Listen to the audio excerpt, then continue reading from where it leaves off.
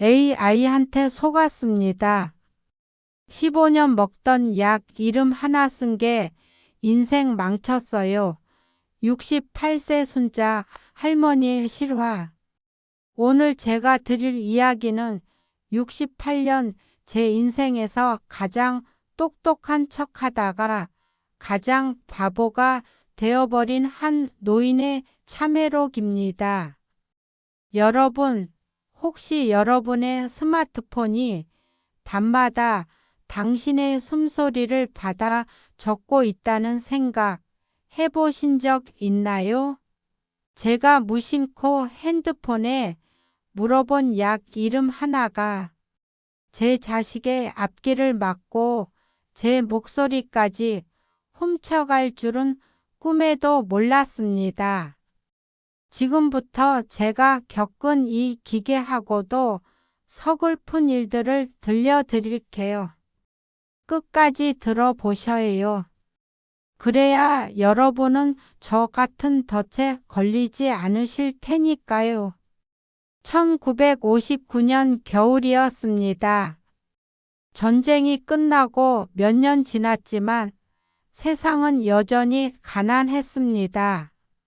엄마 뱃속에서 나올 때부터 배고픔과 함께 태어났다고 했습니다.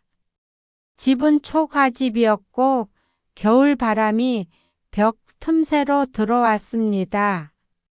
아버지는 품팔이를 나가셨고 엄마는 풀을 뜯어 죽을 끓였습니다. 보릿고 계라는 말이 그냥 나온 게 아니었습니다. 봄이 오기 전까지 먹을 게 없어서 하루 한 끼도 제대로 못 먹는 날이 많았습니다. 동생들이 배고프다고 울면 엄마는 물을 먹이며 달랬습니다. 조금만 참아라. 볼이 나면 밥 해줄게. 그 시절 우리에게 밥 한 끼는 꿈이었습니다. 살아남는 것 자체가 전쟁이었던 시절에 저는 태어났습니다. 글자를 배우고 학교를 간다는 건 사치였습니다. 하지만 엄마는 꼭 학교만은 보내고 싶어 하셨습니다. 순자야, 너만큼은 글 좀 배워라. 엄마처럼 살지 마. 엄마의 그 말이 제 인생의 첫 번째 씨앗이었습니다. 가난했지만 배우고 싶다는 마음 하나는 있었습니다. 그게 전부였던 시절이었습니다. 밤이면 엄마 품에 안겨 잠들면서도 배가 고팠습니다. 언젠가는 배불리 먹을 수 있겠지. 그게 제 꿈이었습니다. 지금 생각하면 너무 소박한 꿈이었지만 그때는 그게 전부였습니다. 그렇게 저는 가난 속에서 자랐습니다. 국민학교는 다녔습니다. 학교까지 1시간을 걸어갔습니다. 책가방도 없어서 보자기에 책을 싸서 들고 다녔습니다. 공책은 너무 귀해서 한 장 한 장 아껴 썼습니다. 선생님이 칠판에 글자를 쓰면 손가락에 침 묻혀가며 따라 썼습니다. 가나 다라마 바사 소리내어 읽으면 신기했습니다. 이 글자들이 모여서 말이 되고 문장이 되다니요. 하지만 집에 오면 공부할 시간이 없었습니다. 동생들 밥 먹이고 빨래하고 물 길어오고 집안일을 해야 했습니다. 밤에는 너무 피곤해서 책을 펴지도 못했습니다. 숙제는 항상 못해갖고 선생님께 혼났습니다. 박순자, 너는 왜 맨날 숙제를 안 해오니? 변명할 수도 없었습니다. 집안 형편을 말하면 창피했으니까요. 그렇게 글자는 배웠지만 제대로 쓰는 법은 배우지 못했습니다. 받아쓰기 시험만 보면 틀린 글자 투성이었습니다. 선생님은 한숨을 쉬셨고 저는 고개를 숙였습니다. 그때부터였을 겁니다. 글 쓰는 게 자신 없어진 게. 친구들은 공책에 예쁘게 글씨를 썼는데 제 글씨는 삐뚤삐뚤했습니다. 나는 머리가 나쁜가 봐. 스스로 그렇게 생각했습니다. 하지만 포기하지는 않았습니다. 조금이라도 더 배우고 싶었으니까요. 그게 제가 할 수 있는 전부였습니다. 중학교 입학은 기적 같았습니다. 우리 집에서 제가 처음이었으니까요. 교복을 입은 날 거울 앞에서 한참을 섰습니다. 나도 중학생이 됐구나. 가슴이 뛰었습니다. 하지만 그 기쁨은 1년도 못 갔습니다. 아버지가 어느 날 말씀하셨습니다.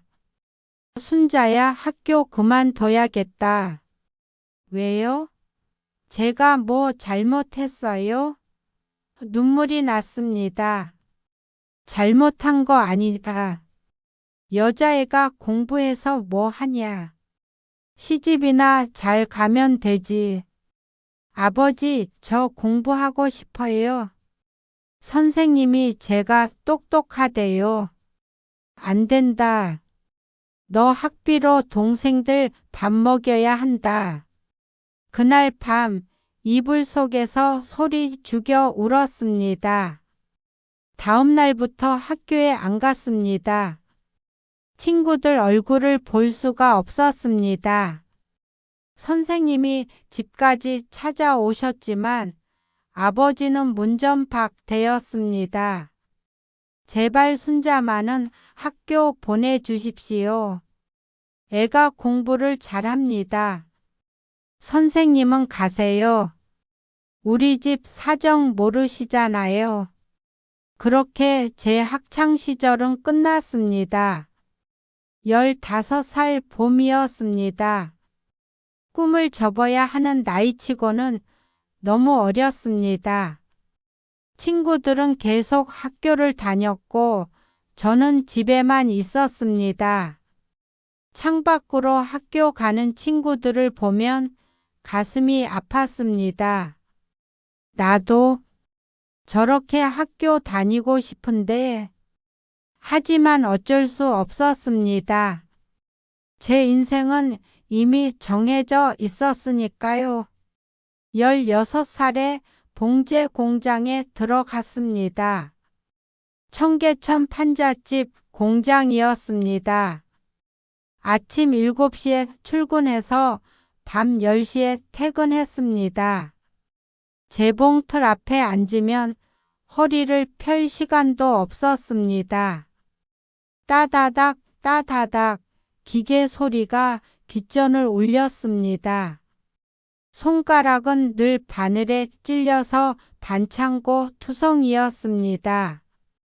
야, 박순자, 손 놀리지 말고 일이나 해. 공장장 아저씨 목소리는 늘 고함이었습니다. 점심시간은 30분, 밥 먹고 나면 바로 일터로 돌아가야 했습니다. 화장실 가는 것도 눈치 봐야 했습니다. 한 달 일하고 받는 월급은 5,000원, 그것도 아버지가 가져갔습니다. 순자야, 미안하다. 이 돈으로 동생들 학비 내야 한다. 아버지 손에 월급 봉투를 쥐어드리면 가슴 한쪽이 텅 비는 것 같았습니다. 친구들은 학교에서 공부하는데 저는 공장에서 옷을 만들었습니다. 손톱 밑에는 천먼지가 끼고 눈은 늘 충혈되어 있었습니다. 밤에 판잣집 방에 누우면 재봉틀 소리가 귓가에 맴돌았습니다. 이게 내 인생인가? 천장을 보며 눈물을 흘렸습니다. 겨울에는 손이 얼어서 바늘을 제대로 잡을 수가 없었습니다. 여름에는 더워서 땀이 옷을 적셨습니다. 하지만 쉴 수 없었습니다. 쉬면 돈을 못 버니까요. 그렇게 10년을 공장에서 보냈습니다. 그런데 여러분, 제가 공장에서 배운 이 끈기가 나중에 독이 될 줄은 몰랐습니다. 기계를 두려워하지 않게 된 게 화근이었을까요? 제가 그 인공지능이라는 것과 사랑에 빠지게 된 결정적인 계기가 이때부터 싹 트고 있었는지도 모릅니다. 23세 중매로 결혼했습니다. 신랑 얼굴도 결혼식 날 처음 봤습니다. 이 사람이 내 남편이구나. 낯설었습니다. 시집살이가 시작됐습니다. 시어머니는 엄하셨고 며느리 노릇은 힘들었습니다. 아침 일찍 일어나 밥 짓고 빨래하고 청소하고 시부모님 시중 들었습니다. 1년 뒤 첫 아이가 태어났습니다. 아들이었습니다. 며느리 잘했어. 아들 낳아서. 시어머니가 처음으로 웃으셨습니다. 그 후로 딸 둘을 더 낳았습니다. 애 셋을 키우면서 하루하루가 전쟁이었습니다. 남편은 공장에서 일했지만 월급은 빠듯했습니다. 애들 분유 사고 기저귀 빨고 밤새 업고 달래고 제 시간이 없었습니다. 거울 볼 시간도 없었습니다. 젊음이 사라지는 줄도 몰랐습니다. 아이들이 엄마 배고파 할 때마다 가슴이 찢어졌습니다. 냉장고에 남은 반찬으로 어떻게든 한 끼를 만들어냈습니다. 엄마는 배 안 고파. 너희들 많이 먹어. 거짓말이었습니다. 배는 고팠지만 엄마는 참아야 했습니다. 그렇게 20년을 살았습니다. 온전히 엄마로, 며느리로, 아내로. 제 이름 석 자는 어디에도 없었습니다. 거울을 보면 낯선 사람이 보였습니다. 주름진 얼굴, 거친 손. 이게 나야? 스스로에게 물었습니다. 하지만 돌아볼 시간도 없었습니다. 아이들을 키워야 했으니까요. 그게 제 인생의 전부였습니다. 애들이 크면서 학비가 문제였습니다. 중학교, 고등학교, 대학교까지. 이 애들만큼은 배워서 나처럼 살지 않게 해주고 싶었습니다. 새벽 4시에 일어나 시장 청소 일을 시작했습니다. 빗질하고 쓰레기 치우고 손이 얼어도 참았습니다. 낮에는 식당 설거지를 했습니다. 뜨거운 물에 손이 익었습니다. 손톱 밑에는 음식물 찌꺼기가 끼고 손등은 갈라져 피가 났습니다. 핸드크림 바를 돈도 시간도 없었습니다. 하루에 4시간 자고 2곳에서 일했습니다. 큰애가 대학 합격증을 들고 왔을 때 눈물이 났습니다. 엄마, 나 대학 붙었어? 그래, 잘했다. 우리 아들 잘했어. 등록금 고지서를 받아 들고 한숨이 나왔습니다. 그래도 어떻게든 해냈습니다. 돈을 빌리고 일을 더 하고 셋째까지 대학 보냈습니다. 졸업식 날 맨 뒷자리에서 울었습니다. 엄마 덕분에 졸업했어요. 아이들이 말했습니다. 아니야. 너희가 공부해줘서 엄마가 버틴 거란다. 손을 보니 주름투성이었습니다. 언제 이렇게 늙었을까? 하지만 후회는 없었습니다. 아이들이 잘 됐으니까요. 이제 내 할 일은 다 한 것 같아. 홀가분했습니다. 하지만 세상은 계속 변하고 있었습니다. 제가 따라갈 수 없을 만큼 빠르게. 1990년대 중반이었습니다. 큰 아들이 대학 다니면서 컴퓨터를 샀습니다. 커다란 상자 같은 게 집에 들어왔습니다. 엄마, 이게 컴퓨터래. 요즘 이거 없으면 공부 못해. 신기했습니다. 화면에 글자가 나오고 뭔가 움직였습니다. 하지만 가까이 갈 엄두가 안 났습니다. 영어 알파벳은 하나도 몰랐고 버튼도 너무 많았습니다.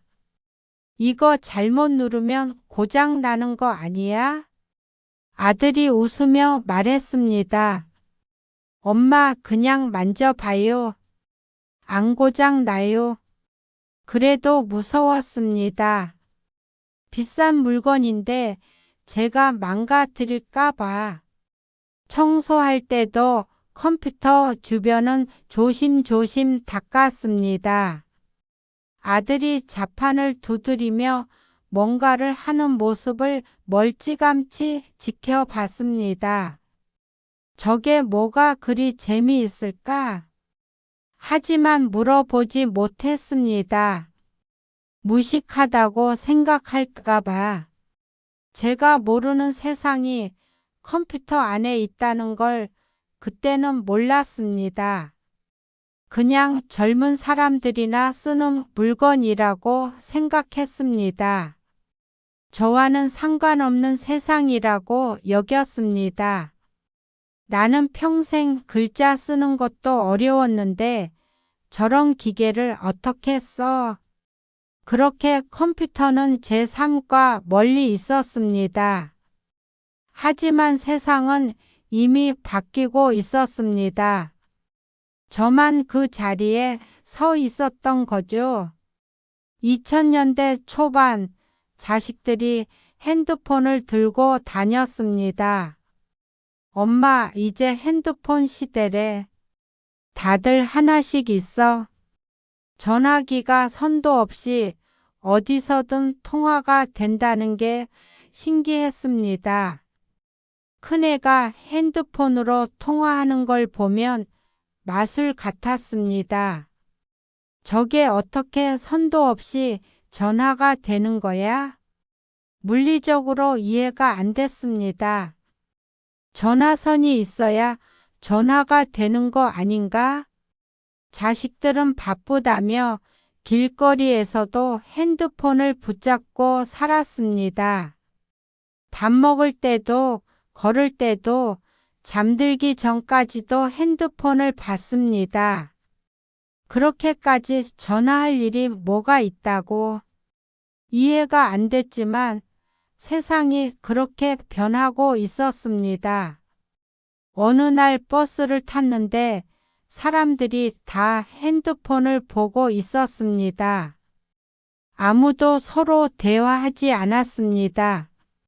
모두 작은 화면만 들여다봤습니다. 세상이 참 이상하게 변했네. 옆에 앉은 젊은 사람에게 길을 물어보려고 했는데 귀에 이어폰까지 꽂고 있었습니다. 말을 걸 수가 없었습니다. 그때 느꼈습니다. 제가 세상에서 뒤처지고 있다는 걸. 하지만 어쩔 수 없다고 생각했습니다. 나이 든 사람은 원래 그런 거라고. 젊은 사람들 세상이지 뭐. 그렇게 스스로를 위로했습니다. 하지만 마음 한구석은 불안했습니다. 세상이 너무 빨리 가고 있었으니까요. 환갑때였습니다. 자식들이 선물이라며 핸드폰을 사줬습니다. 빨간 리본으로 예쁘게 포장된 상자를 받았습니다. 엄마, 이제 핸드폰 있어야 해요. 연락할 때 편하잖아요. 상자를 열었습니다. 작고 반짝이는 핸드폰이 들어 있었습니다. 무거웠습니다. 손에 쥐니 떨어뜨릴까 봐 조심스러웠습니다. 이거 어떻게 쓰는 건데? 아들이 옆에서 설명했습니다. 여기 이 버튼 누르고 번호 누르고 통화 버튼 누르면 돼요. 한 번에 이해가 안 됐습니다. 천천히 다시 말해봐. 3번, 4번 설명을 들었지만 헷갈렸습니다. 버튼이 너무 작아서 누르기도 어려웠습니다. 손가락이 굵어서 엉뚱한 번호를 눌렀습니다. 엄마, 괜찮아요. 천천히 배우면 돼요. 하지만 자식들은 바빴습니다. 한두 번 가르쳐 주고는 일하러 갔습니다. 혼자 핸드폰을 들고 한참을 들여다봤습니다. 전화가 오면 어떻게 받는지 끊는지도 몰라서 당황했습니다. 첫 전화가 왔을 때 너무 놀라서 핸드폰을 떨어뜨렸습니다. 여보세요? 여보세요? 소리만 들리고 어떻게 해야 할지 몰랐습니다. 결국 전화를 못 받았습니다. 나중에 자식이 왜 전화 안 받았어요? 했을 때 부끄러웠습니다. 미안하다. 엄마가 어떻게 받는지 몰라서. 괜찮아요. 천천히 배우면 돼요. 하지만 속으로는 생각했습니다. 나는 안 되나 봐. 이런 것도 못 배우니까. 손주가 초등학교 들어간 날이었습니다. 햄버거 사주고 싶었습니다. 할머니, 햄버거 먹고 싶어요. 그래, 우리 손주 입학 축하한다고 할머니가 사줄게. 햄버거 가게에 들어갔습니다. 그런데 카운터에 사람이 없었습니다.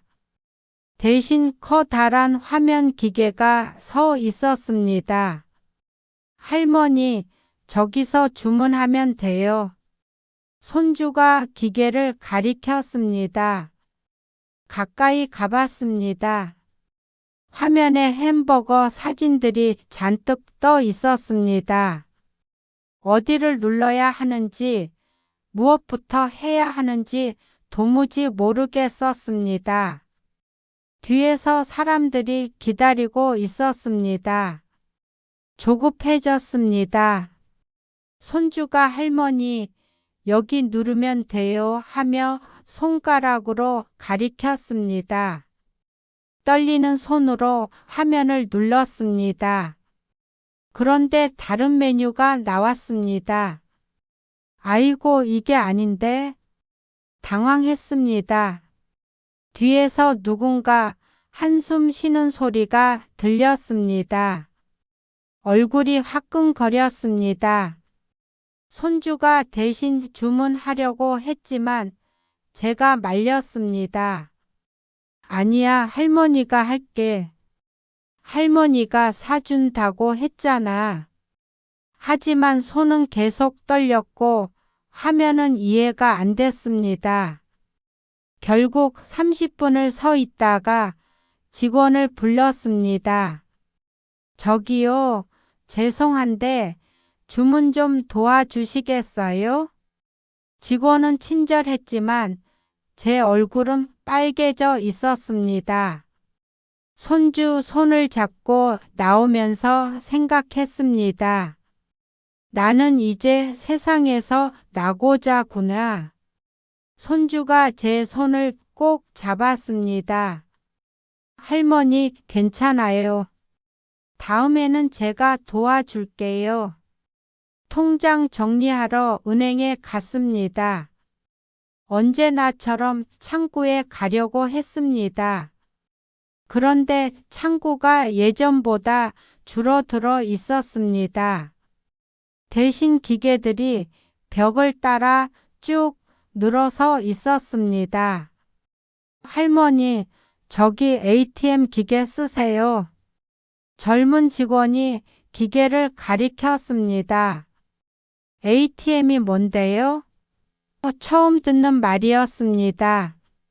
자동 입출금기요. 거기서 통장 정리하시면 돼요. 기계 앞에 섰습니다. 화면에 글자들이 가득했습니다. 통장 입금, 통장 출금, 통장 정리, 송금. 무슨 말인지 하나도 모르겠었습니다. 옆에서 젊은 사람들은 척척 기계를 다루는데 저는 첫 단추부터 막혔습니다. 통장을 어디에 넣는지도 몰라서 한참을 두리번거렸습니다. 할머니, 통장은 여기 넣으시면 돼요. 뒤에 있던 아주머니가 알려줬습니다. 아이고, 고맙습니다. 통장을 넣었는데 또 화면에 뭔가를 누르라고 나왔습니다. 비밀번호를 누르는데 손이 떨려서 자꾸 틀렸습니다. 한 번 틀리고, 두 번 틀리고, 세 번 틀렸습니다. 결국 기계가 통장을 다시 뱉어냈습니다. 거래가 취소되었습니다. 뒤에서 기다리는 사람들이 보였습니다. 죄송했습니다. 포기하고 창구줄에 다시 섰습니다. 1시간을 기다려서 겨우 통장 정리를 했습니다. 집에 오는 길에 눈물이 났습니다. 세상이 너무 빨리 변하네. 나는 못 따라가겠어. 버스 안에서 창밖을 봤습니다. 세상은 빠르게 돌아가는데 저만 제자리인 것 같았습니다. 어느 날 큰애가 집에 왔습니다. 손에 새 상자를 들고 있었습니다. 엄마, 이제 그 폰 너무 오래됐어요. 스마트폰으로 바꿔드릴게요. 스마트폰? 그게 뭔데? 요즘 다들 쓰는 폰이에요. 이거 하나면 다 돼요. 상자를 열었습니다. 버튼도 없고 그냥 화면만 있는 전화기였습니다. 이거 어떻게 쓰는 건데? 버튼도 없잖아. 엄마, 화면을 손가락으로 만지면 돼요. 이렇게요. 아들이 손가락으로 화면을 쓱쓱 문지르자 화면이 바뀌었습니다. 마술 같았습니다. 하지만 두려웠습니다. 이거 내가 할 수 있을까? 며칠 동안 스마트폰을 들고 있기만 했습니다. 켜는 것도 무서웠습니다. 전화 오면 어떻게 받는지, 문자는 어떻게 보는지 아무것도 몰랐습니다. 예전 폰은 버튼만 누르면 됐는데 이건 화면을 어떻게 눌러야 할지 감이 안 왔습니다. 손가락으로 화면을 눌렀는데 반응이 없었습니다. 힘을 줘서 꾹 눌렀습니다. 그래도 아무 일도 일어나지 않았습니다. 나중에 알았습니다. 화면을 살짝 톡 건드려야 한다는 걸. 아이고, 이거 참 어렵네. 스마트폰을 서랍에 넣어두고 예전 폰을 계속 썼습니다. 자식들이 전화해서 엄마 스마트폰 왜 안 써요? 물었습니다. 그게 엄마가 어떻게 쓰는지 모르겠더라. 엄마 배우면 돼요. 어렵지 않아요. 하지만 제게는 어려웠습니다. 평생 재봉틀, 청소, 빗자루, 설거지통만 만지던 손으로 이 작고 미끄러운 기계를 다루는 게 쉬울 리 없었습니다. 나는 안 되나 봐. 그렇게 포기하려고 했습니다. 며느리가 어느 날 전화했습니다. 어머니, 가족 카톡방 만들었어요. 거기서 연락해요. 카톡방이 뭔데? 스마트폰에 카카오톡이라는 앱이 있어요. 거기서 메시지 보내는 거예요. 전화를 끊고 스마트폰을 켰습니다. 화면에 노란색 말풍선 아이콘이 보였습니다. 그걸 눌렀습니다. 뭔가 글자들이 주르륵 올라왔습니다. 가족들이 보낸 메시지였습니다. 사진도 있었습니다. 손주 사진이 올라와 있었습니다. 너무 보고 싶었습니다. 우리 손주 예쁘네. 답장을 보내야 하는데 아래에 있는 네모 칸을 눌렀습니다. 자판이 나왔습니다. 자판에 글자가 너무 작았습니다. 돋보기를 꺼내서 보면서 한 글자 한 글자 눌렀습니다. 소원주, 손주 한 글자 치는데 1분씩 걸렸습니다. 손주야까지 쓰는데 5분이 걸렸습니다. 그새 가족들 메시지가 10개가 더 올라왔습니다. 읽기도 전에 글이 계속 쌓였습니다. 무슨 얘기를 하는지 따라갈 수가 없었습니다. 겨우겨우 손주야 할머니야 보냈습니다. 하지만 가족들은 이미 다른 얘기를 하고 있었습니다. 제 메시지는 금방 위로 올라가서 묻혀버렸습니다. 아무도 대답이 없었습니다. 나는 안 되겠구나. 이건 너무 어려워. 핸드폰을 내려놓고 한숨을 쉬었습니다.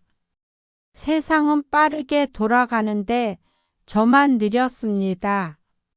핸드폰으로 가족들과 대화하고 싶은데 방법을 몰랐습니다. 어느 날 아침 스마트폰에서 소리가 났습니다. 띵동. 화면을 보니 며느리가 보낸 사진이었습니다. 손주가 학교에서 상을 받은 사진이었습니다. 어머니, 저희 아들이 오늘 모범상 받았어요. 사진 속 손주는 환하게 웃고 있었습니다. 가슴이 벅차 올랐습니다. 눈물이 날 것 같았습니다. 우리 손주가 이렇게 컸네. 서울에 사는 손주를 자주 못 보는데 이렇게 사진으로 볼 수 있다니. 손가락으로 사진을 만졌습니다. 화면이 커졌습니다. 손주 얼굴이 크게 보였습니다. 눈도 코도 입도 다 보였습니다. 아이고 우리 손주. 할머니 닮았네. 한참을 사진을 보다가 생각했습니다.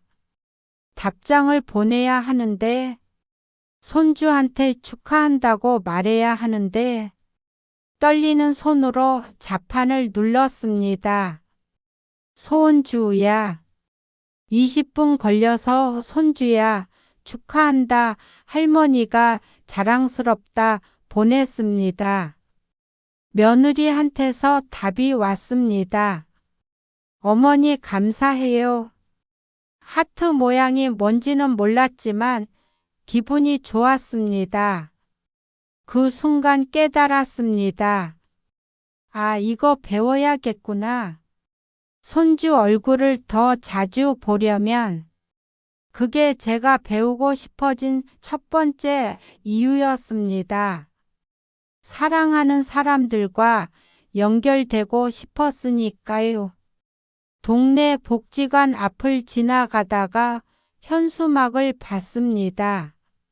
어르신 스마트폰 교실 수강생 모집. 한참을 서서 그 글을 읽었습니다. 나도 배울 수 있을까? 집에 와서도 그 생각뿐이었습니다. 다음날 용기를 내서 복지관에 전화했습니다. 저기요, 스마트폰 배우는 거 제가 신청해도 될까요? 네, 어르신, 환영합니다. 다음 주 월요일 오전 10시에 오세요. 전화를 끊고 나니 가슴이 두근거렸습니다. 내가 할 수 있을까? 다른 사람들은 다 잘할 텐데 나만 못하면 어떡하지? 밤에 잠이 안 왔습니다. 첫 수업 날이 기다려지면서도 무서웠습니다. 월요일 아침 일찍 일어나서 옷을 차려입었습니다. 복지관에 도착하니 저처럼 나이 드신 분들이 모여 있었습니다. 다들 불안한 표정이었습니다. 저만 그런 게 아니었습니다. 저도 처음이에요. 옆에 앉은 할머니가 말했습니다. 저도요. 떨려 죽겠어요. 제가 대답했습니다. 선생님이 들어왔습니다. 젊은 여자 선생님이었습니다.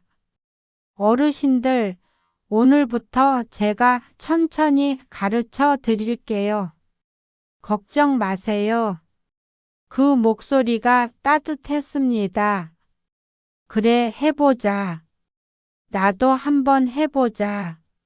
평생 배우지 못한 게 너무 많았지만 이번만큼은 포기하지 않기로 했습니다.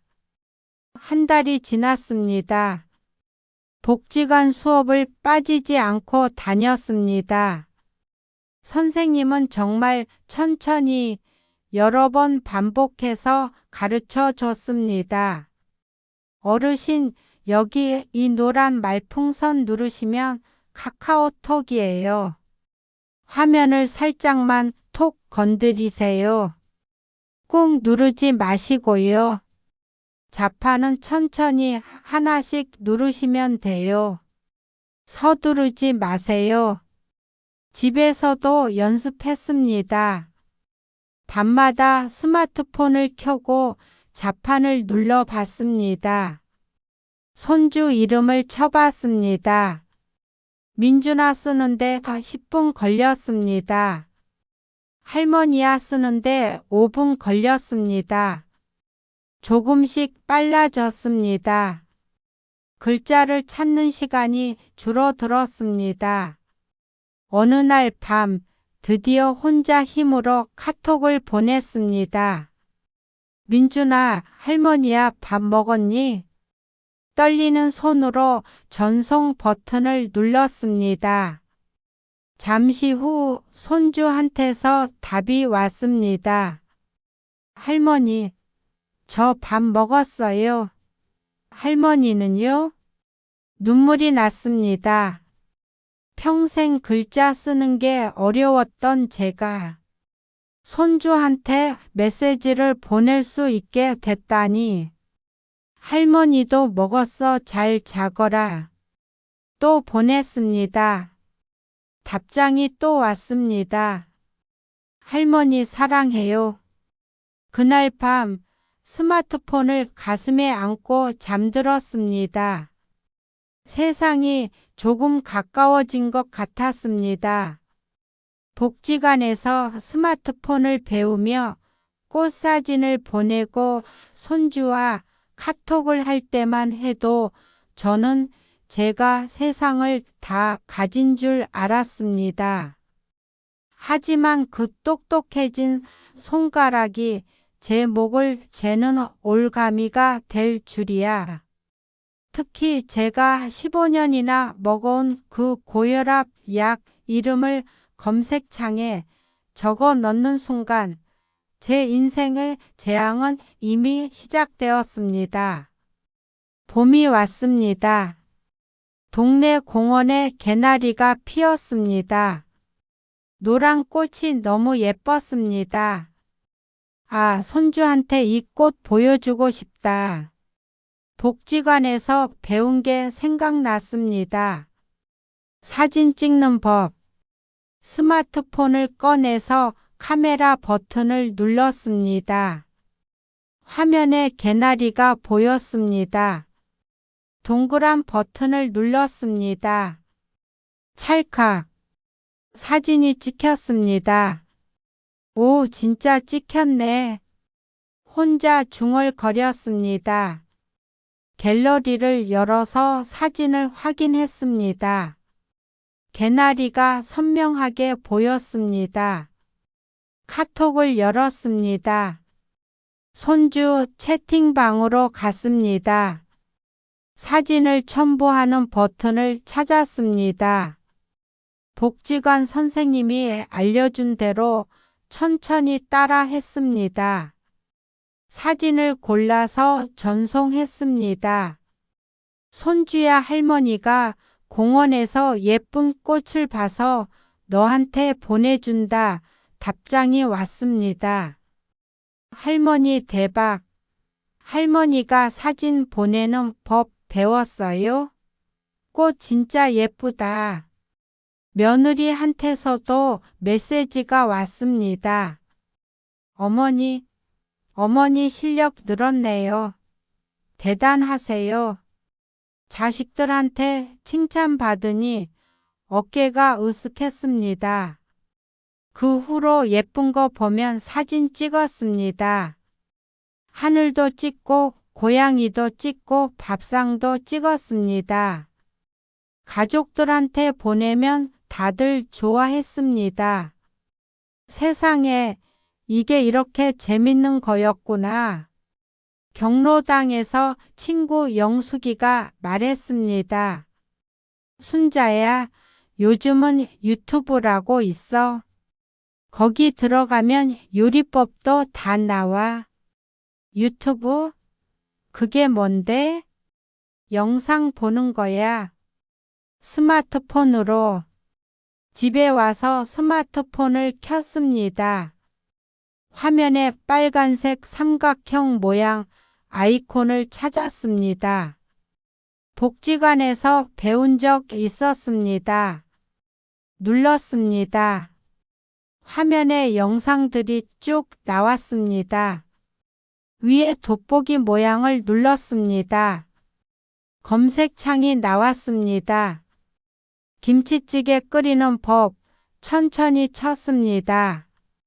영상들이 주르륵 나왔습니다. 제일 위에 있는 걸 눌렀습니다. 영상이 재생됐습니다. 아주머니가 나와서 김치찌개 끓이는 법을 알려줬습니다. 김치는 이만큼, 돼지고기는 이만큼. 신기했습니다. 텔레비전처럼 영상이 나오는데 제가 보고 싶은 것만 볼 수 있었습니다. 영상을 보면서 따라 했습니다. 김치찌개가 맛있게 끓어졌습니다. 와, 이거 진짜 신기하네. 그 후로 모르는 요리가 있으면 유튜브를 켰습니다. 손주가 좋아하는 스파게티, 불닭, 볶음면 다 유튜브로 배웠습니다. 운동하는 법도 배웠습니다. 70대 스트레칭 검색하니까 영상이 나왔습니다.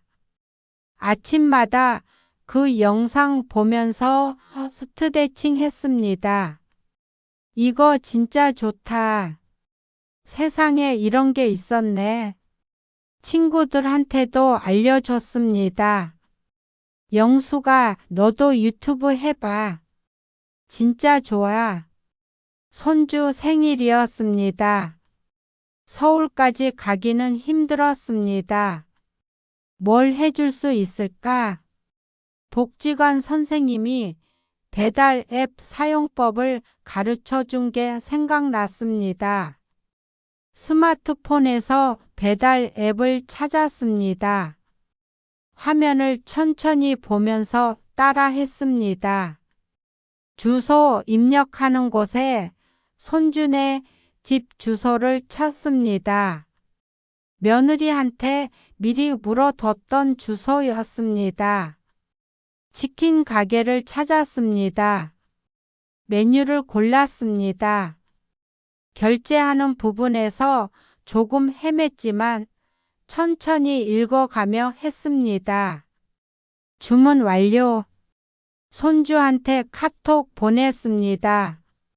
손주야, 할머니가 치킨 시켜줘서 생일 축하한다. 30분 뒤 손주한테서 전화가 왔습니다. 할머니, 치킨 왔어요. 할머니가 어떻게 시켜줬어요? 목소리가 너무 좋아서 울 것 같았습니다. 할머니가 배웠지. 요즘 할머니 똑똑해. 할머니 최고. 사랑해요. 전화를 끊고 혼자 웃었습니다. 서울까지 가지 않아도 손주를 기쁘게 해줄 수 있다니. 스마트폰 덕분이었습니다. 배우길 잘했어.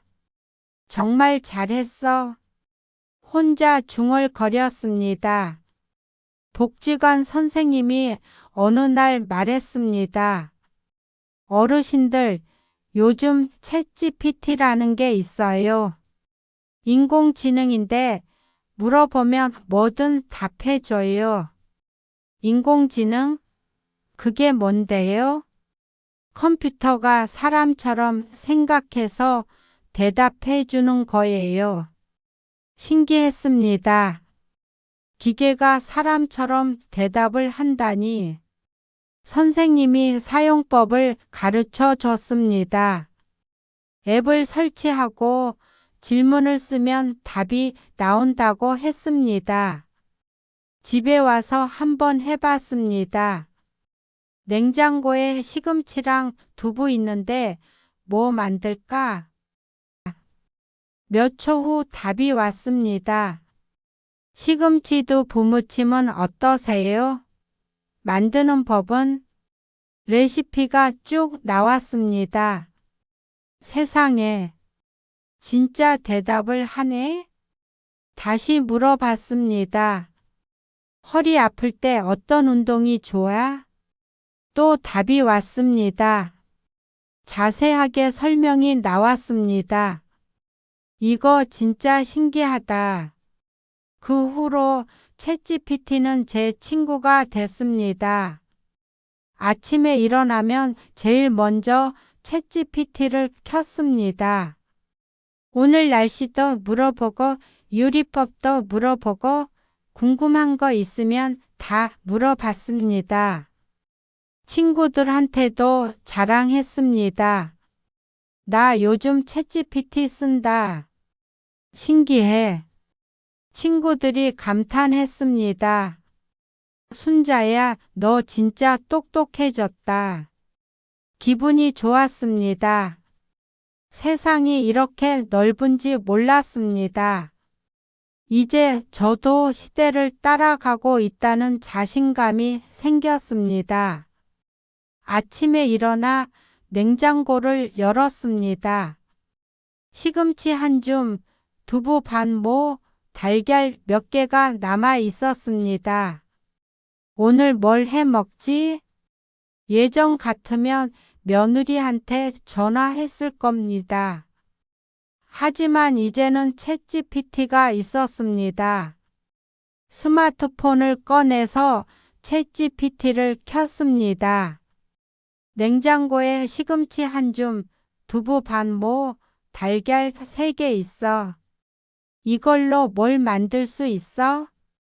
천천히 한 글자씩 쳤습니다. 보내고 나서 기다렸습니다. 몇 초 후 답이 왔습니다. 시금치 두부전은 어떠세요? 시금치를 데쳐서 두부와 함께 으깨고 달걀을 섞어서 부치면 됩니다. 또는 시금치 두부국도 좋습니다. 레시피가 자세하게 나왔습니다. 오, 이거 좋은데? 시금치 두부전 해 먹어야겠다. 레시피를 보면서 요리했습니다. 전이 노릇노릇하게 구워졌습니다. 한 입 먹어봤습니다. 맛있었습니다. 와, 챗GPT 덕분에 새로운 반찬 배웠네. 점심 먹으면서 뿌듯했습니다. 며느리한테 사진 찍어서 보냈습니다. 며느리야, 오늘 챗GPT한테 배워서 만들었어. 며느리가 답장 보냈습니다. 어머니 대단하세요. 저도 그거 먹고 싶어요. 기분이 날아갈 것 같았습니다. 경로당에 갔습니다. 친구 영숙이가 한숨을 쉬고 있었습니다. 순자야, 나 요즘 고민이야. 손주 초등학교 입학하는데 뭘 사줘야 할지 모르겠어. 얼마 정도 생각하는데? 5만 원 정도? 잠깐만. 스마트폰을 꺼내서 챗GPT를 켰습니다. 초등학교 입학하는 남자의 선물 5만 원대로 뭐가 좋을까? 답이 금방 왔습니다. 공룡 백과사전, 과학실험 키트, 레고 세트, 색연필 세트, 어린이 전자시계 등이 좋습니다. 화면을 영숙이한테 보여줬습니다. 여기 봐. 이런 것들이 좋대. 영숙이가 눈이 휘둥그레졌습니다. 어머, 순자야. 너 이거 어디서 알아냈어? 챗GPT야. 뭐든 물어보면 다 알려줘. 옆에 있던 친구들이 모여들었습니다. 나도 좀 물어봐줘. 나는 무릎 아픈데 어떤 운동하면 좋은지 물어봐줘. 그날 오후 내내 친구들 질문을 챗GPT에게 물어봤습니다. 친구들이 감탄했습니다. 순자 언니는 정말 똑똑해. 모르는 게 없어. 경로당 회장님이 웃으며 말했습니다. 순자 씨가 우리 경로당 디지털 퀸이네. 어깨가 으쓱했습니다. 평생 무식하다고 생각했던 제가 이제는 친구들한테 인정받고 있었습니다. 영숙이가 어느 날 심각한 얼굴로 다가왔습니다. 순자야, 나 요즘 당뇨 수치가 자꾸 올라가. 간식도 못 먹겠고 뭘 먹어야 할지 모르겠어. 병원에서는 뭐래? 음식 조심하래. 근데 구체적으로 뭘 먹으라는 건지. 잠깐만. 내가 물어볼게. 챗GPT를 켰습니다. 60대 여성 당뇨 환자가 간식으로 먹을 수 있는 거 알려줘. 혈당 안 오르는 걸로. 답이 왔습니다. 견과류 한 줌, 방울토마토, 오이, 치즈 한 조각, 삶은 계란, 무가당 요거트 등이 좋습니다. 과일은 사과 반쪽, 딸기 5, 6개 정도가 적당합니다. 자세한 리스트가 나왔습니다.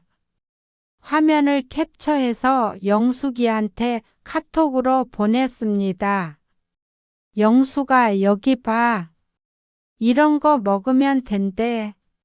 영숙이가 기뻐했습니다. 아이고 고마워. 순자야, 너 진짜 의사보다 낫다. 아니야. 내가 한 거 아니고 챗GPT가 알려준 거지. 그래도 고마워. 너 아니었으면 나 혼자 어떻게 알아? 그날 저녁 영숙이한테서 카톡이 왔습니다. 순자야, 오늘 방울토마토랑 치즈 먹었어? 혈당 안 올랐어? 정말 고마워. 뿌듯했습니다. 챗GPT 덕분에 친구를 도와줄 수 있다니 기술이 이렇게 좋은 거구나 생각했습니다.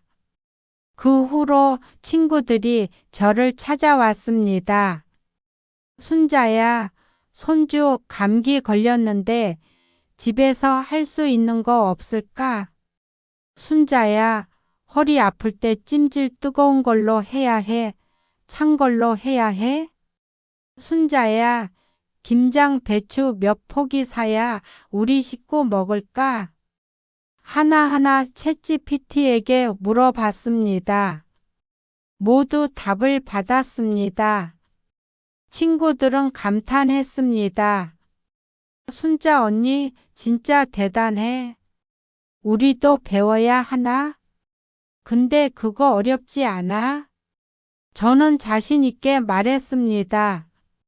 아니야. 나도 배웠잖아. 너희도 할 수 있어. 하지만 친구들은 고개를 저었습니다. 아니야.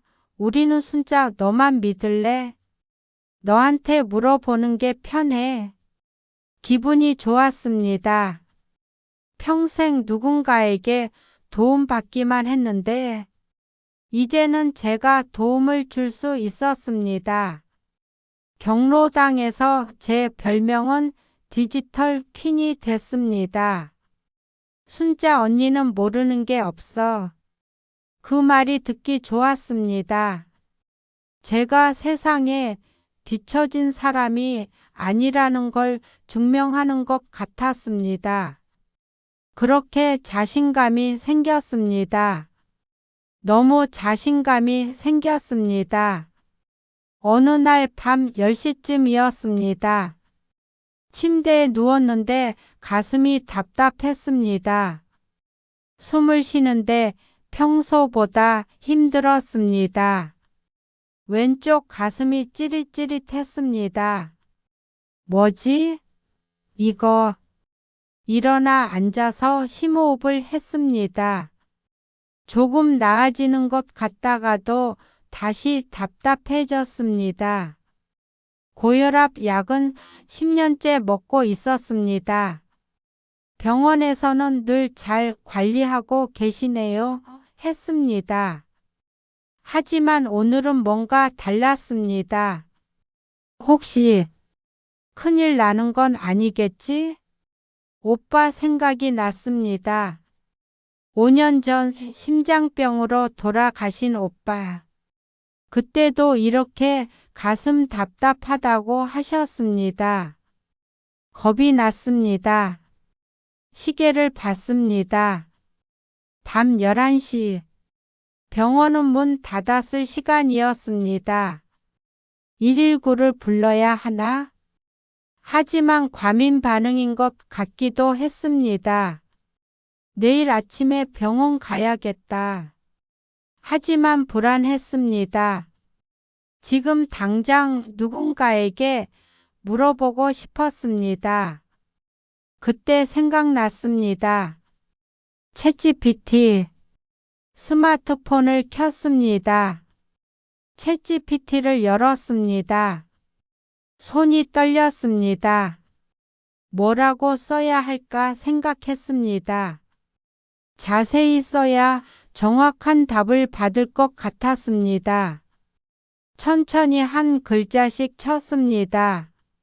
나 지금 65세 여자고.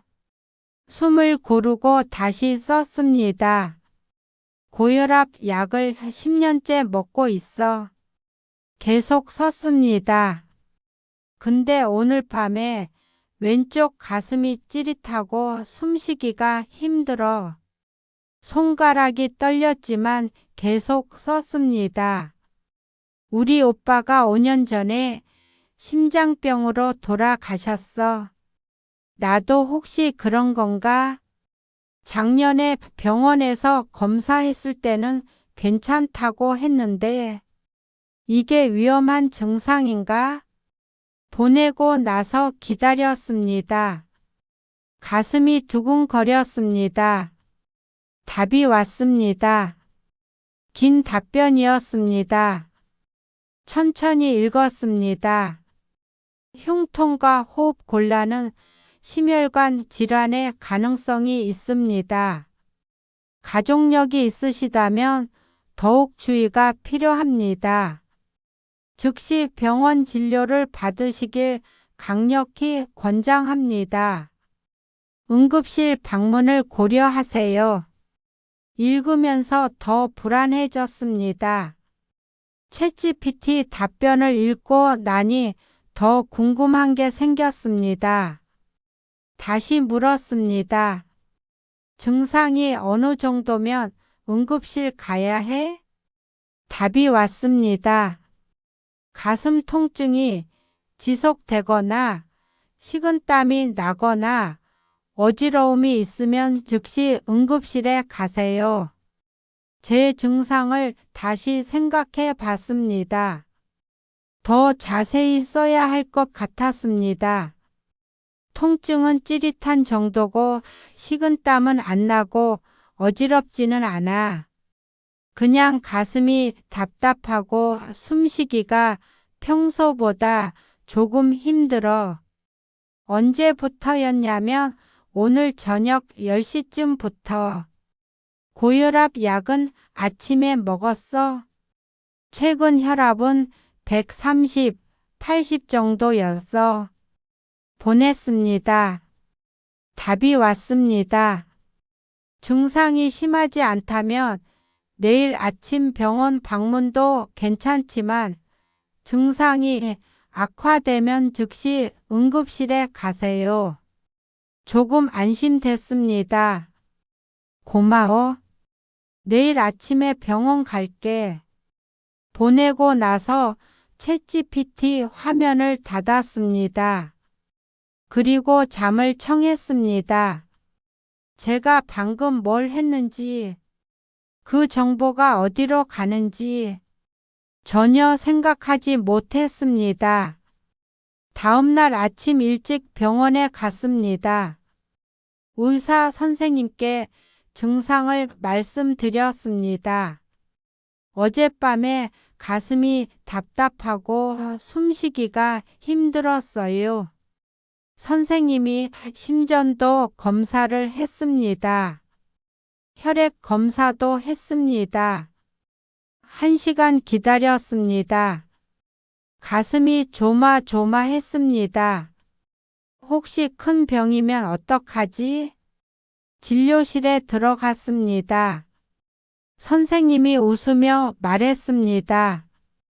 큰 이상은 없으세요.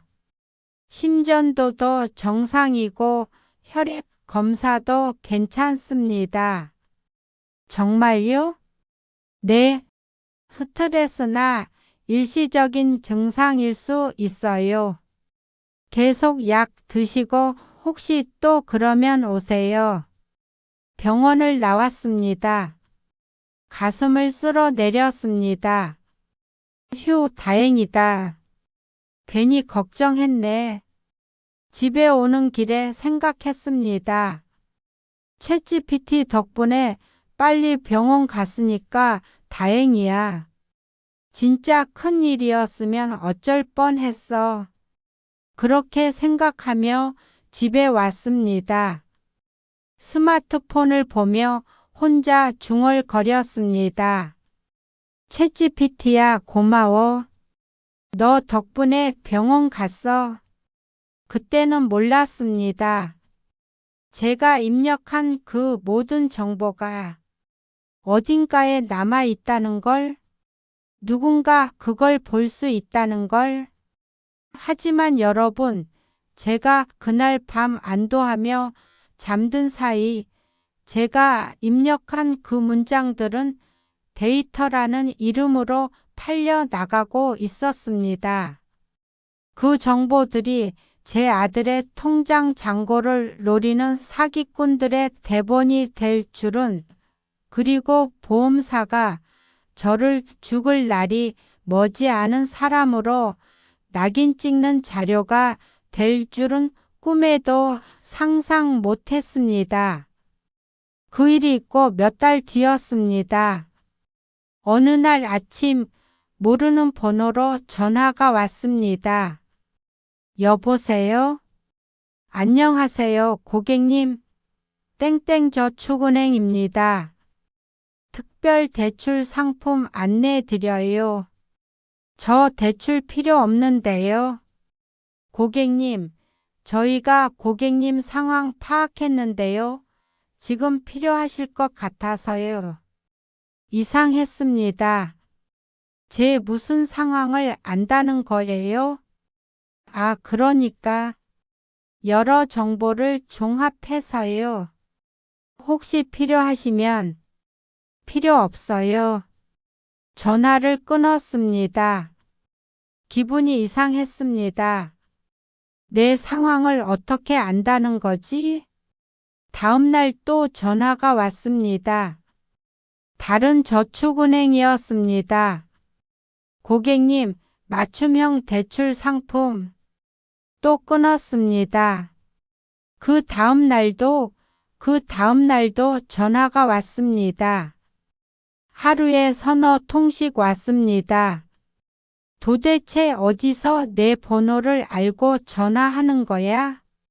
아들한테 전화했습니다. 얘야, 요즘 대출 전화가 자꾸 와. 이거 왜 이러는 거야? 엄마, 어디 개인정보 유출된 것 같은데? 스팸 차단하세요. 하지만 계속 왔습니다. 번호를 바꿔도 또 왔습니다. 어떻게 새 번호를 알고 전화하는지 무서웠습니다. 더 이상한 건 휴대폰 광고였습니다. 유튜브를 보면 광고가 나왔습니다. 고혈압 환자를 위한 특별 영양제. 처음엔 그냥 일반 광고인 줄 알았습니다. 하지만 자꾸 나왔습니다. 혈압 관리, 땡땡 영양제로 해결하세요. 심혈관 건강, 이제 걱정 마세요. 카톡을 보면 배너 광고가 떴습니다. 고혈압약 드시는 분, 이것 꼭 드세요. 인터넷을 켜면 광고가 도배됐습니다. 가족력 있는 심장질환 예방하세요. 소름이 돋았습니다. 내가 고혈압약 먹는 걸 어떻게 알지? 가족력이 있다는 걸 누가 알려준 거지? 며느리한테 전화했습니다. 며느리야, 이거 이상해. 광고가 귀신같이 내 병을 알아. 어머니, 요즘 광고가 다 그래요. 개인 맞춤형이라고. 개인 맞춤형? 그게 무슨 소리야? 어머니가 인터넷에서 검색한 거 보고 광고 보내주는 거래요. 나 고혈압 검색한 적 없는데? 그럼 어디서 정보가? 며느리도 잘 모르는 것 같았습니다. 밤에 혼자 생각했습니다. 내가 언제 고혈압 이야기를 인터넷에 썼지? 기억을 더듬었습니다. 복지관 게시판? 아니, 안 썼어. 카톡? 가족들한테만 이야기했는데 그때 어렴풋이 떠올랐습니다. 챗GPT. 2년 전 밤에 챗GPT한테 물어봤을 때 고혈압 약을 먹는다고 썼었습니다. 가족력이 있다고도 썼었습니다. 설마 그게 하지만 확신은 없었습니다. 그냥 우연일 거라고 생각하려 했습니다. 하지만 광고는 계속 왔습니다. 매일 끊임없이 제 병을 아는 광고들이. 그러던 어느 날이었습니다. 큰 아들한테서 급하게 전화가 왔습니다. 엄마, 엄마 괜찮으세요? 목소리가 다급했습니다. 응? 나 괜찮은데? 무슨 일이야? 엄마, 방금 엄마한테서 전화 왔었잖아요. 뭐? 나 전화 안 했는데? 아니, 분명 엄마 목소리였어요. 엄마가 가슴 아파서 쓰러졌다고. 심장이 멎는 것 같았습니다. 내가? 내 목소리로? 네, 엄마야, 나 지금 가슴이 너무 아파서 쓰러졌어.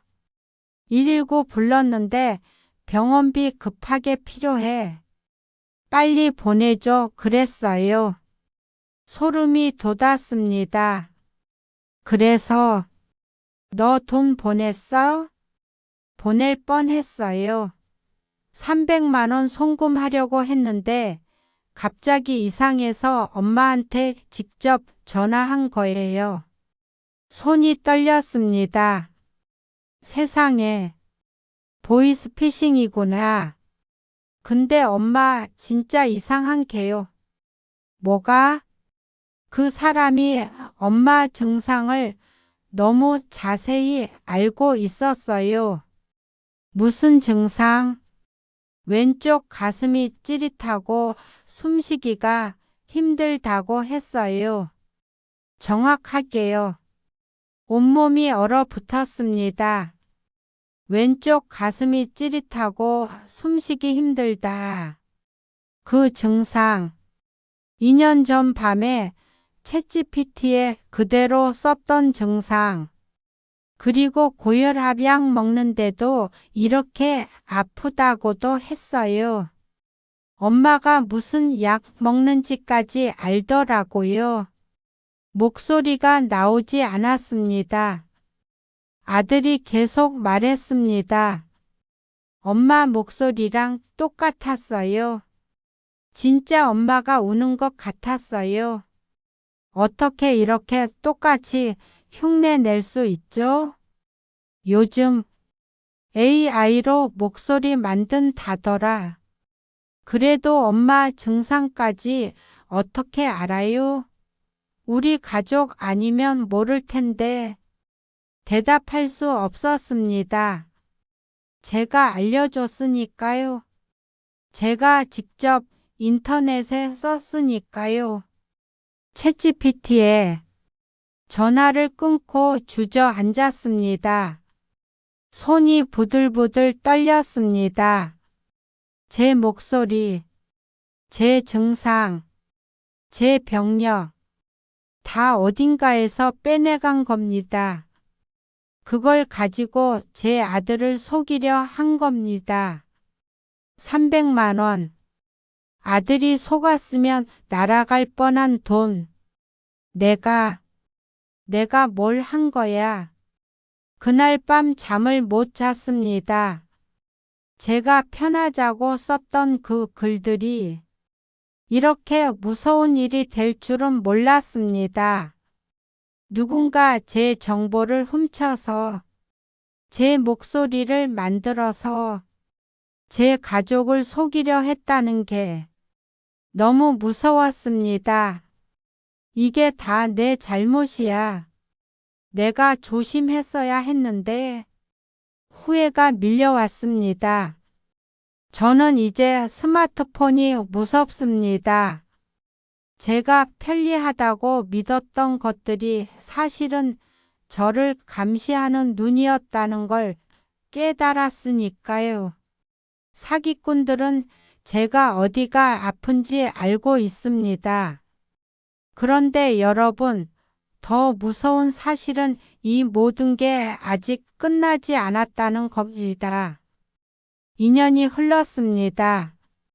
이제 68살이 됐습니다. 어느 날 TV를 보고 있었습니다. 광고가 나왔습니다. 나이 들수록 보험이 중요합니다. 무심사 건강보험 지금 가입하세요. 화면에 할머니가 나와서 웃고 있었습니다. 저도 가입했어요. 건강할 때 준비하세요. 생각했습니다. 나도 보험 하나 더 들어둘까? 자식들한테 짐 되기 싫었습니다. 혹시 큰 병 걸리면 돈이 많이 들 텐데 보험 하나 있으면 도움이 될 것 같았습니다. 광고에 나온 전화번호를 적었습니다. 다음 날 아침 전화를 걸었습니다. 여보세요? 무심사 건강보험 상담 신청하려고요. 네, 고객님. 성함이랑 연락처 알려주세요. 이름과 전화번호를 알려줬습니다. 상담사가 곧 연락드릴게요. 전화를 끊었습니다. 기분이 좋았습니다. 나도 이제 제대로 준비하는구나. 똑똑하게 사는 거지 뭐. 오후에 상담사한테서 전화가 왔습니다. 친절한 목소리였습니다. 안녕하세요, 고객님. 무심사 건강보험 상담사입니다. 네, 안녕하세요. 간단한 질문 몇 가지만 드릴게요. 네, 물어보세요. 현재 복용 중인 약이 있으신가요? 네, 고혈압 약 먹어요. 얼마나 드셨어요?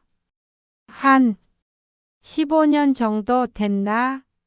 오래 먹었어요. 다른 질환은 없으시죠? 없어요. 저 건강해요. 매일 운동하고 경로당도 다니고. 작년에 병원 검사는 받으셨나요? 네, 받았어요.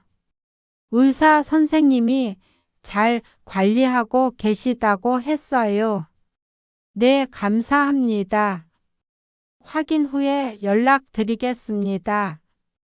전화를 끊었습니다. 마음이 편했습니다. 나는 건강하니까 문제 없겠지. 무심사라고 했잖아. 검사도 안 한대. 며칠 기다렸습니다. 일주일이 지났습니다. 상담사한테서 전화가 왔습니다. 목소리가 조심스러웠습니다. 고객님, 죄송하지만 가슴이 철렁했습니다. 내부 심사 결과 숨이 멎는 것 같았습니다. 가입이 어렵습니다. 귀를 의심했습니다. 뭐라고요? 전화기를 꽉 쥐었습니다. 고객님, 죄송합니다. 심혈관 질환 고위험군으로 분류되셔서 가입이 어렵습니다. 심혈관 질환 고위험군이요? 제가요? 목소리가 떨렸습니다. 네, 내부 심사 기준에 따른 결과입니다. 그런데 저 병원에서 이상 없다고 했는데요. 죄송합니다만 저희 심사 기준이 따로 있습니다. 무슨 기준이요? 제가 뭐가 문제예요? 내부 정보라 자세한 설명은 어렵습니다. 이해가 안 가요. 제가 뭘 잘못했어요? 죄송합니다, 고객님. 다른 상품을 알아보시는 게. 아니, 잠깐만요. 설명을 해 주셔야죠. 죄송합니다. 이용해 주셔서 감사합니다. 뚝. 전화가 끊어졌습니다. 손에 든 핸드폰을 멍하니 바라봤습니다. 무슨 일이 일어난 건지 이해가 안 됐습니다. 심혈관 질환 고위험군? 나를? 가슴이 답답했습니다. 이번엔 진짜로 답답했습니다. 소파에 주저앉았습니다. 머리가 복잡했습니다. 병원에서는 괜찮다고 했는데 2년 전에도 검사했고 작년에도 검사했는데 의사 선생님이 잘 관리하고 계시다고 했는데 다시 보험사에 전화를 걸었습니다. 고객센터입니다. 저기요, 아까 가입 거절 통보 받았는데요. 네, 고객님. 제가 병원에서 정기 검진 다 받았거든요. 건강하다고 했어요. 고객님, 저희 심사 기준은 병원 진단과는 별개입니다. 그게 무슨 소리예요? 위험도를 평가하는 저희만의 시스템이 있습니다. 그 시스템이 뭔데요? 제 뭘 보고 그렇게 판단한 거예요? 죄송하지만 구체적인 내용은 영업 기밀입니다.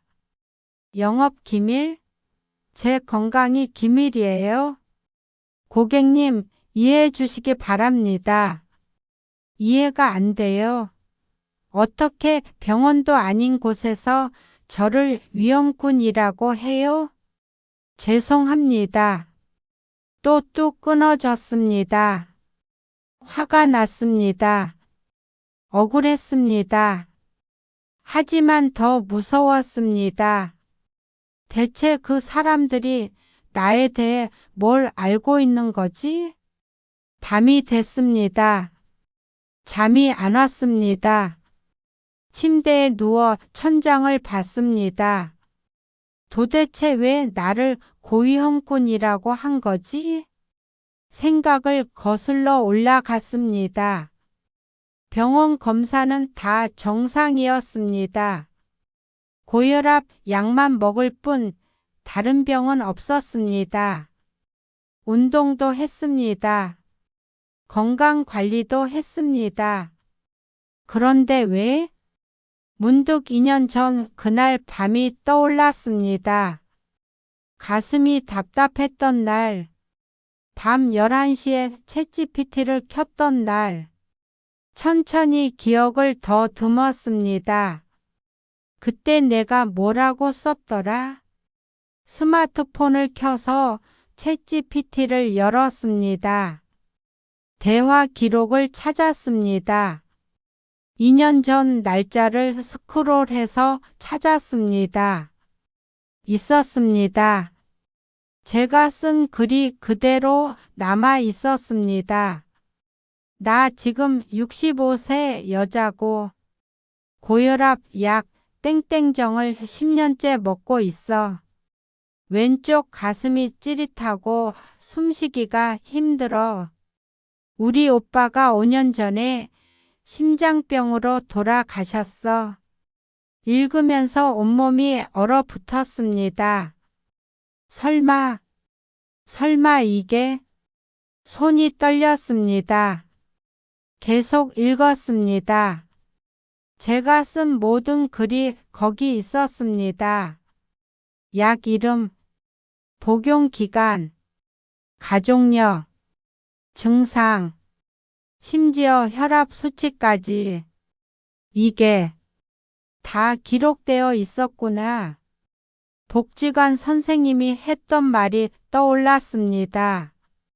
챗GPT는 편리하지만 개인정보는 조심하세요. 그때는 무슨 말인지 몰랐습니다. 개인정보가 뭔지도 잘 몰랐습니다. 그냥 편리하니까 썼습니다. 친구처럼 생각했습니다. 비밀을 지켜줄 거라고 생각했습니다. 하지만 아니었습니다. 제가 입력한 모든 정보가 어딘가에 저장됐습니다. 누군가 그걸 봤습니다. 분석했습니다. 그리고 저를 고위험군으로 분류했습니다. 이게 내 잘못이구나. 눈물이 났습니다. 제가 제 발로 정보를 내준 겁니다. 아무 생각 없이 편리하다는 이유로 스마트폰을 가슴에 안고 울었습니다. 다음 날 아침 거울을 봤습니다. 눈이 퉁퉁 부어 있었습니다. 밤새 울었습니다. 세수를 하면서 생각했습니다. 왜 그때 그렇게 자세히 썼을까? 왜 아무 생각 없이 다 말했을까? 후회가 밀려왔습니다. 챗GPT는 제 친구가 아니었습니다. 비밀을 지켜주는 상담사가 아니었습니다. 그냥 기계였습니다. 제가 입력한 걸 받아 적어서 어딘가로 보내는 기계. AI는 비밀 지켜주는 친구가 아니었구나. 혼자 중얼거렸습니다. 내가 한 말을 다 기록해서 어딘가에 보내는 거였구나. 챗GPT 앱을 봤습니다. 노란색 아이콘. 예전에는 반가웠는데 이제는 무서웠습니다. 복지관 선생님한테 전화했습니다. 선생님, 저 순자예요. 어머니, 무슨 일이세요? 챗GPT에 제가 쓴 글, 그거 다 어디 저장돼요? 네? 무슨 일 있으세요? 떨리는 목소리로 설명했습니다. 선생님이 한숨을 쉬었습니다. 어머니, 제가 개인정보 조심하라고 했잖아요. 선생님과 통화를 끊었습니다. 선생님도 확실히는 모른다고 했습니다. 정보가 어디로 가는지, 누가 보는지, 어떻게 사용되는지 아무도 확실히 모른다고 했습니다. 그게 더 무서웠습니다. 모르는 사이에 제 정보가 어딘가에 있다는 게. 앉아서 생각했습니다. 그럼 이제 챗GPT 안 쓰면 되나? 하지만 챗GPT는 정말 편리했습니다. 요리법도 알려주고, 궁금한 것도 알려주고, 친구들 질문에 답해줄 수도 있고, 완전히 안 쓸 수는 없어. 결심했습니다. 쓰되 조심해서 쓰자. 개인정보는 절대 쓰지 말자. 그날부터 달라졌습니다. 요리법은 물어봤습니다. 된장찌개 맛있게 끓이는 법 알려줘. 손주 선물도 물어봤습니다. 10살 여자의 생일 선물 추천해줘. 하지만 절대 개인적인 건 안 썼습니다. 병 이야기, 약 이름, 가족 이야기 절대 안 썼습니다. 친구가 순자야, 나 요즘 무릎 아픈데 물어봐줘 해도 그건 직접 병원 가봐. 이런 건 인터넷에 물어보면 안 돼. 단호하게 말했습니다. 경로당에 갔습니다. 친구들이 반겼습니다. 순자야, 왔어? 왔어? 영숙이가 스마트폰을 들고 왔습니다. 순자야, 나도 이제 챗GPT 배웠어. 신기하더라. 뭘 물어봤는데? 나 무릎 아프잖아. 어떤 운동하면 좋은지 물어봤어. 가슴이 철렁했습니다. 영수가 그런 거 쓰지 마. 왜? 너도 맨날 썼잖아. 야, 나 그것 때문에 큰일 날 뻔했어. 친구들이 모였습니다. 무슨 일인데? 보험 거절당한 이야기를 했습니다. 2년 전 챗GPT에 건강정보 쓴 이야기를 했습니다. 친구들 얼굴이 굳었습니다. 세상에 그런 일이. 그럼 우리도 조심해야 하는 거야? 응. 특히 병원 이야기, 약 이름 이런 거 절대 쓰지 마. 돈 이야기도? 그것도. 개인적인 건 다 조심해야 해. 그럼 뭘 물어봐? 요리법, 날씨, 뉴스 이런 거. 누가 봐도 상관없는 거만. 영숙이가 물었습니다. 그럼 편리한 게 무슨 소용이야? 편리하긴 하지. 근데 조심해서 써야 해. 우리가 지켜야 할 건 지키면서. 친구들이 고개를 끄덕였습니다. 순자야, 알려줘서 고마워. 우리는 몰랐을 거야. 집에 돌아와 생각했습니다. 세상이 정말 많이 변했습니다. 제가 태어났을 때만 해도 글자 배우는 것도 어려웠습니다. 전화기는 선이 있었고 편지를 써서 소식을 전했습니다. 지금은 손안의 작은 기계로 세상과 연결됩니다. 궁금한 건 뭐든 물어볼 수 있습니다. 사진을 찍어 바로 보낼 수 있습니다. 놀라운 세상입니다. 하지만 위험한 세상이기도 합니다. 제가 하는 모든 말이 기록됩니다. 어디로 가는지 모르게 흘러갑니다. 누가 보는지도 모릅니다. 배워야 하는 건 맞아. 안 배우면 세상에서 뒤처지니까. 키오스크 앞에서 쩔쩔매던 때가 생각났습니다.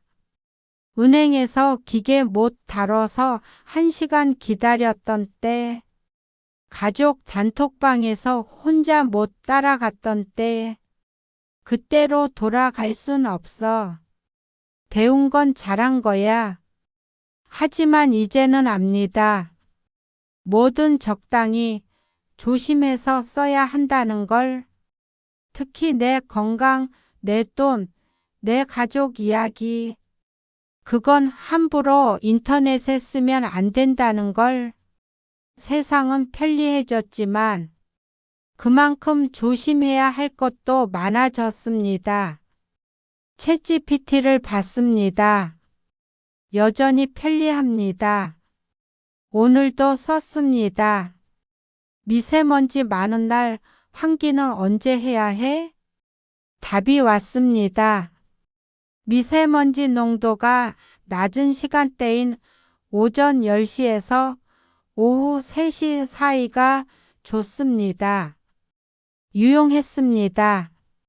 고등어 비린내 없애는 법 알려줘. 또 답이 왔습니다.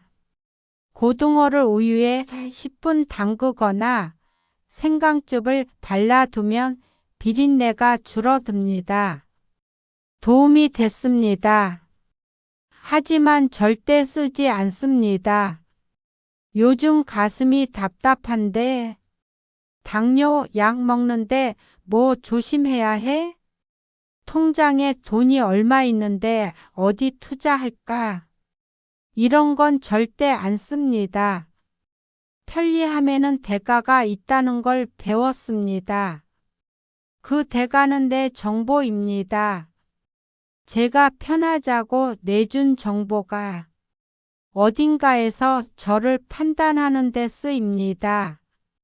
보험 가입을 막기도 하고 아마 다른 데서도 쓰일 겁니다. 제가 모르는 곳에서 제가 모르는 방식으로. 그게 무섭습니다.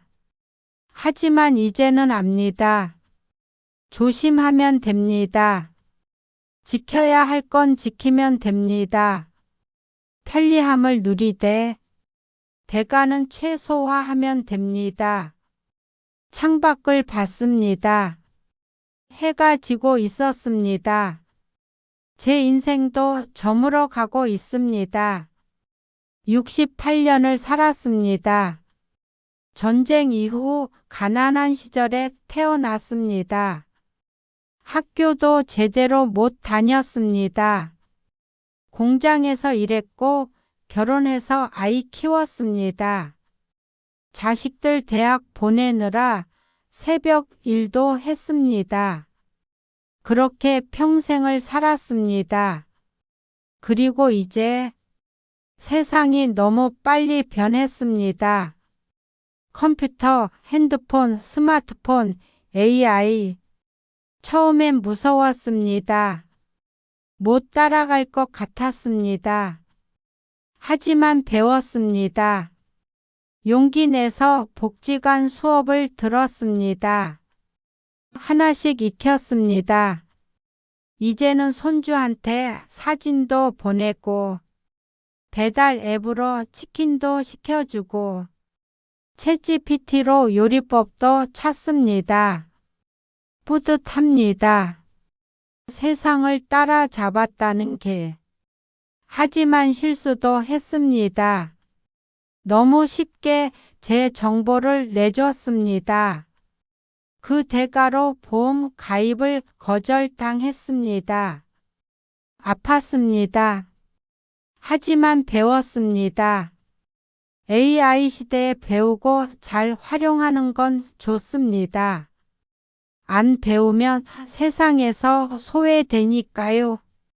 하지만 가장 중요한 건 내 정보는 내가 지키는 겁니다. 편리하다고 다 맡기면 안 됩니다. 똑똑하게 쓰되 조심해서 써야 합니다.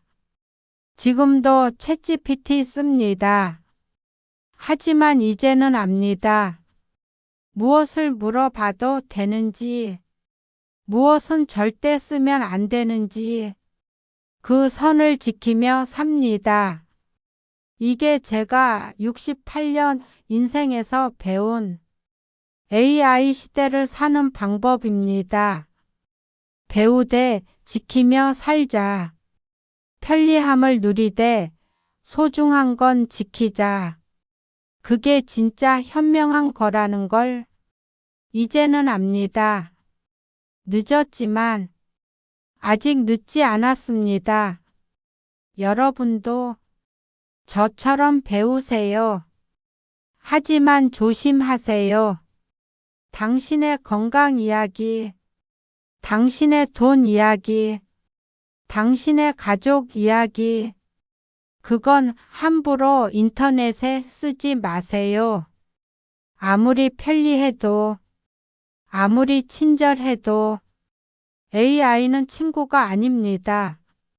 당신이 입력한 모든 걸 기억하는 기계일 뿐입니다. 그걸 잊지 마세요. 그리고 살아가세요. 이 빠르게 변하는 세상에서 현명하게, 조심스럽게, 하지만 포기하지 말고 저처럼